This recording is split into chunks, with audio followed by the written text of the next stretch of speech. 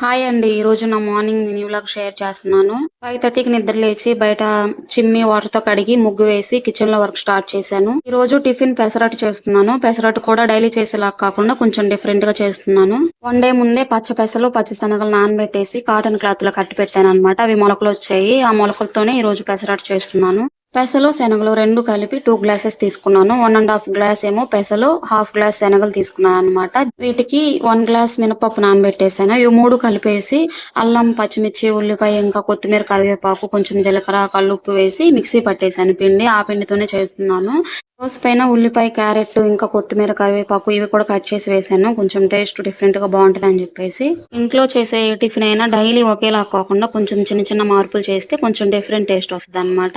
So, ఇలా అయితే పిల్లలు కూడా ఇష్టంగా తింటారు చాలా వరకి. ఇంట్లో ఎంత పనున్నా పిల్లలకి వండిపెట్టే విషయంలో మాత్రం అస్సలు కాంప్రమైజ్ అవ్వను. పిల్లలకి ఏది ఇష్టం, ఎలా వండితే తింటారని చెప్పేసి ముందు రోజే ఆలోచించుకొని మరి డిఫరెంట్‌గా ట్రై చేస్తాను. పిల్లలకి తినిపించే దాంట్లో ఉండే హ్యాపీనెస్ అసలు వేరనమాట. ఒక్కొక్క రోజు ఏంటో కానీ పని ఎంత ఎర్లీగా స్టార్ట్ చేసినా అసలు కంప్లీట్ అవ్వదు. పని చేస్తా ఉంటే వస్తానే ఉంటదనమాట.